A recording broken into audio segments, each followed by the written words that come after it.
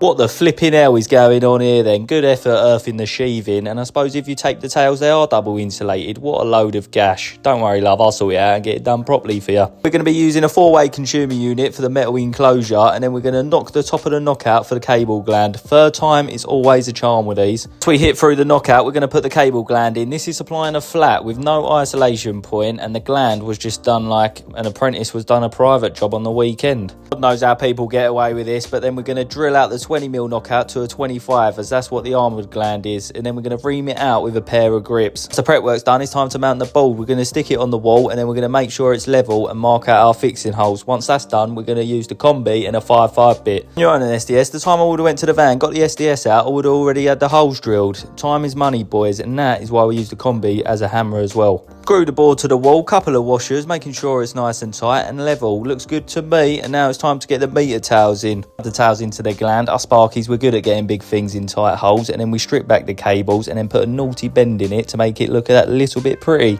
Screw the DIN rail back on, put the main switch on, and then terminate the cables into the main switch. You've guessed it, live Luchworth. As easy as that, lads. Once we're happy with all that, we can tighten up the gland, and then the magic meter man came out to isolate the supply. Once that's isolated, we can disconnect the SWA and replace it with our new meter tails. Oh no, the power's gone off. What am I meant to do now? Got no Wi-Fi. I don't know, stare at the ceiling or something. Don't worry, I'll be double lively and get this re-terminated properly. Terminate the SWA gland, making sure there's no fish hooks, because we bloody hate fish hooks. And then once that's all done, we can get into the fuse board and get it terminated into the main switch. Drill out the banjo, earth it with a little Rutherford nut and bolt. It really ain't that difficult to earth the gland, is it? Couple of stickers to make it look professional, and that's job done. Lovely.